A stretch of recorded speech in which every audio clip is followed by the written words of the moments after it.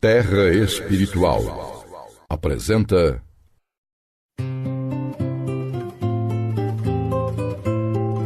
O Evangelho de Jesus, episódio 39. Julgamentos. Baseado no Evangelho de Mateus, capítulo 7, versículos 1 a 5, e Lucas, capítulo 6, versículos 36 a 42. Sede, pois, misericordiosos, como também vosso Pai é misericordioso. Não julgueis, e não sereis julgados. Não condeneis, e não sereis condenados. Porque com o juízo com que julgardes, sereis julgados.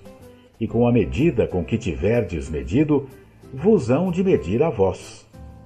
Soltai, e soltar-vos-ão. Dai, e ser-vos-á dado. Boa medida, recalcada, sacudida e transbordando, vos deitarão no vosso regaço, porque com a mesma medida com que medirdes, também vos medirão de novo.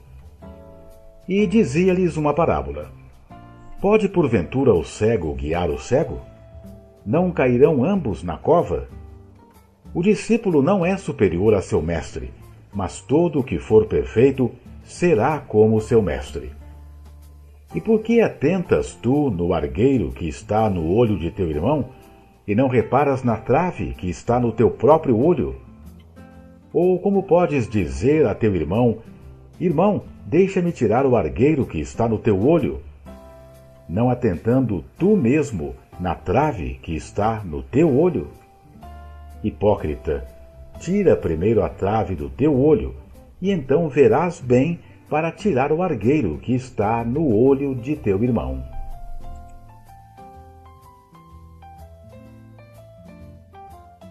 Comentários. O sol deslizava pelo céu azul e a brisa refrescava a multidão que atentamente escutava as orientações do amado Mestre Jesus naquela inesquecível manhã. As atenções agora voltavam-se para o tema muito comum em nossas vidas de julgar e condenar os outros. Geralmente utilizamos a nossa própria vida, nosso próprio ponto de vista, nosso pensamento, nossas crenças, superstições e nossas ações como régua para medir todos os fatos, acontecimentos, pensamentos e atitudes dos demais seres, seja individualmente ou em sociedade. Mas quem, no planeta Terra, tem a vivência, a experiência, a maturidade e a sabedoria de ver todos os ângulos de um fato? Quem pode pôr a mão no peito e dizer que nunca errou, nunca se equivocou, nunca cometeu pecados, desvios de conduta, ou se equivocou em analisar comportamentos alheios? O dom da reflexão não nasceu da noite para o dia na raça humana. Foi adquirido ao longo dos milênios, o que possibilitou o nascimento da civilização e o surgimento de escolas e universidades para perpetuar e acumular conhecimento, mas não foi suficiente para desenvolver o discernimento que possibilitasse o desabrochar da sabedoria em nossas relações intrapessoais, isto é, conosco mesmo, ou interpessoais, isto é, nossas relações com os outros e com a natureza.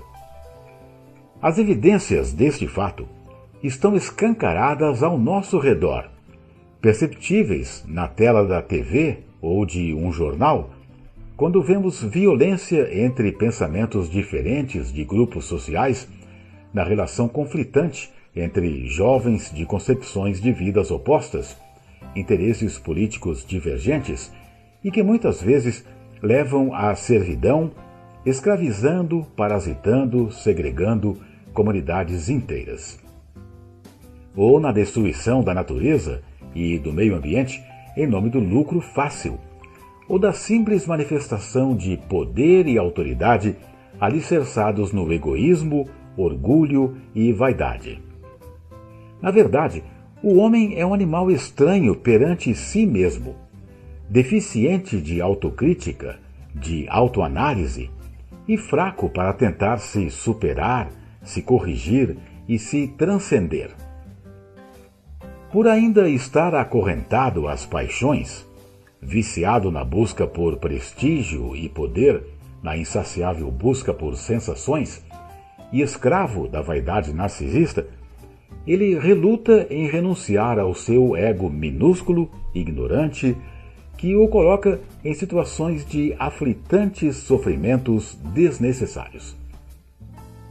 Quando atraído pelo brilho ilusório do prazer efêmero, retarda o desenvolvimento e manifestação do seu eu superior, iluminado pela razão, discernimento e sabedoria, o que lhe proporcionaria o gozo de uma felicidade inabalável, alicerçada na fé e na sintonia com as forças superiores da vida.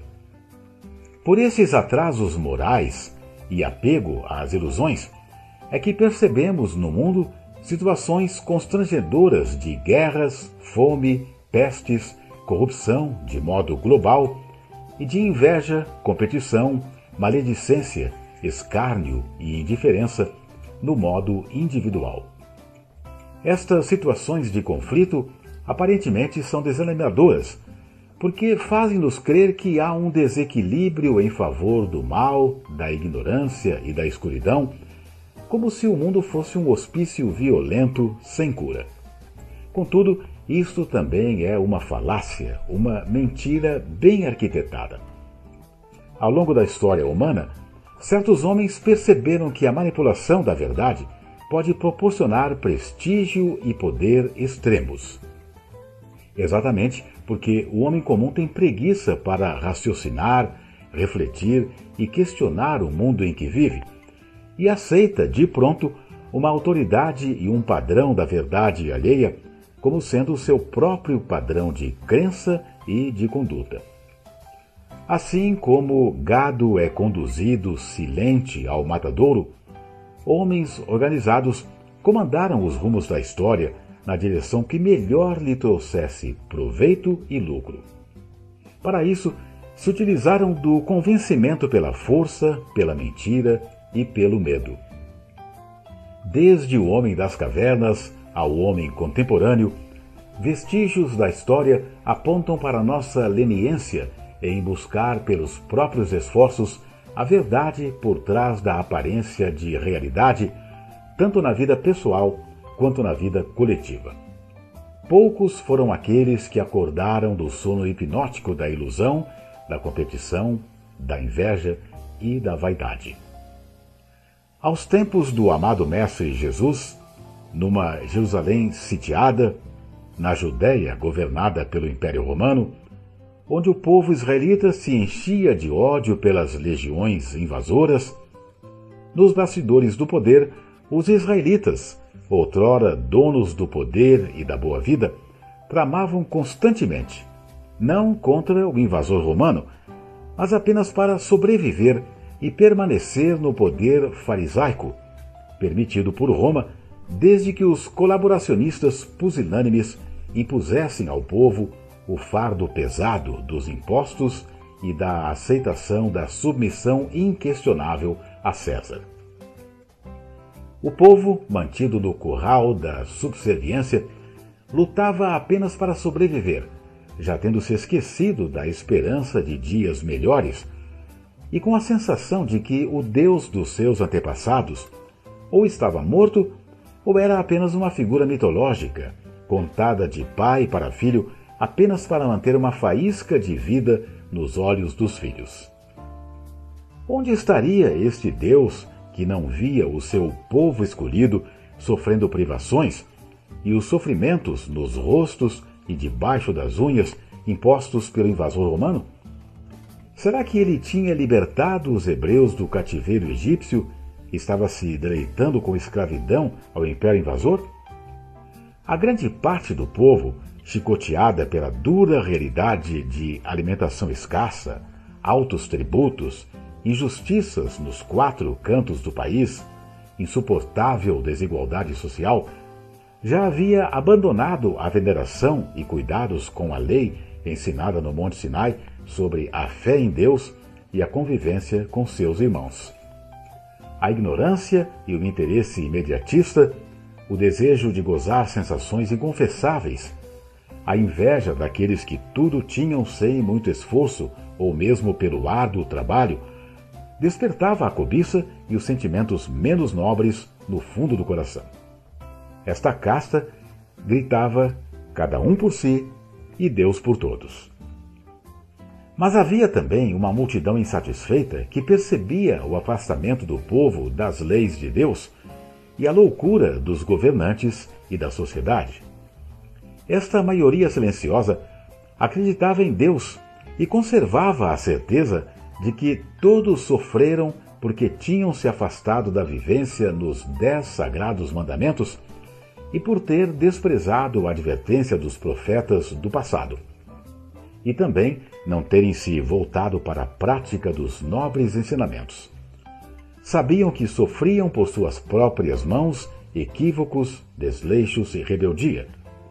Todavia, aguardavam no peito a esperança do retorno à casa do Pai, liderados pelo Messias prometido.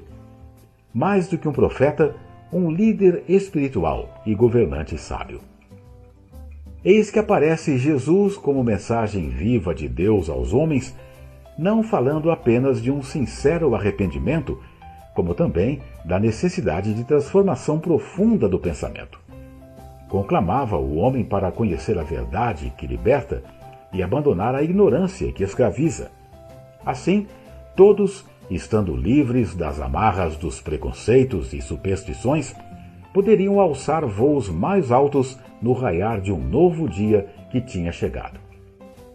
Ele, que tinha ensinado que seus discípulos tinham que ser mansos como as pombas e prudentes como serpentes, exatamente para não criar situações embaraçosas para si ou para os outros, começava a ensinar o domínio do pensamento ignorante, irracional e competitivo no convívio com o próximo.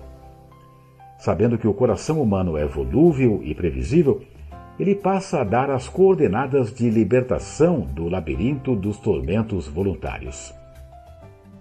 Não julgar para não ser julgado, não condenar para não ser condenado e perdoar para ser perdoado. Isso não significa renunciar à razão, à lógica, à prudência ou mansidão, pois assim o crime avançaria território e o bem jamais iria recuperar seu espaço. Significa, antes, que em todo e qualquer pensamento, palavra, ato ou opção, jamais deveríamos utilizar como parâmetro nosso próprio ser imperfeito, competitivo e invejoso, e sim as leis de Deus. Nós somos ainda seres primitivos, egoístas, narcisistas e inconstantes. Quantas vezes julgamos e condenamos quem cai em tentação e erro, como se jamais fôssemos cair se estivéssemos na mesma situação? Quantas vezes nos acovardamos de agir quando a boa oportunidade bate à nossa porta e deixamos escapar a nossa redenção? Quantas vezes desprezamos as situações, circunstâncias e variáveis que levaram alguém a delinquir no erro por fraqueza ou vício moral? A hipocrisia é o nosso natural. Falamos e não realizamos, mas esperamos dos outros o heroísmo que não conseguimos manifestar. Desenvolver valores espirituais elevados é o nosso desafio. Reconhecer que a natureza humana é governada por apetites inferiores e que homens e mulheres desequilibrados se unem para impor seus valores deve fortalecer o sentimento de compaixão pelo ignorante, ao mesmo tempo que desperta o desejo por justiça para combater a ignorância malfazeja. É na mente humana que residem as portas da perdição e da salvação. Se dedicarmos nossas atenções, nossos esforços, nosso tempo em buscar o autoconhecimento e o reconhecimento do próximo como um filho de Deus que necessita tanto de luz como nós, para sair das negras cavernas da inferioridade moral, conseguiremos ter a lâmpada do Cristo a nos indicar a cura desta doença e a salvação do sofrimento. Todos nós desejamos a bênção da misericórdia de Deus, ser compreendidos e passar pela vida sem sofrimentos e aflições. Contudo, usamos do chicote de nossa injusta e implacável visão para determinar a medida dos demais seres da criação. Para podermos agir bem, temos que ter o máximo de informações possíveis sobre um tema, a fim de não sermos levianos ou agir com injustiça, tendo que suportar as consequências nefastas posteriormente. Como não podemos ver todos os ângulos de um fato, a prudência recomenda calma e análise fria, destituída de vaidade e narcisismo.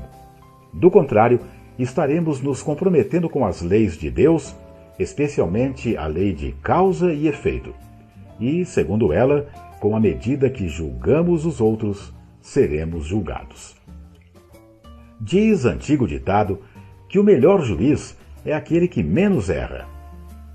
E para errar menos, é necessário investir no aprimoramento da nossa alma, das nossas virtudes, dos nossos valores, das nossas percepções, renunciando a si próprio e carregando as cruzes de deveres e obrigações, aperfeiçoando o caráter e a compaixão pelo erro alheio, ao mesmo tempo de associar esta misericórdia com o senso de justiça para não deixar o mal prosperar, provocando mais sofrimento em gente inocente.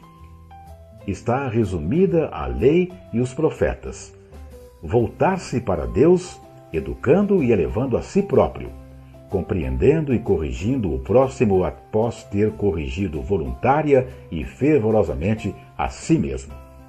É desta forma que a história anda para a frente e as sociedades evoluem, as injustiças são superadas, o mal é deixado para trás e a regeneração ocupa o seu lugar. A verdade também é contagiante, pois junto com ela anda a verdadeira plenitude da felicidade. Dá trabalho, mas não é uma utopia. No seu caminho andam a paz, a ordem e o progresso de todos.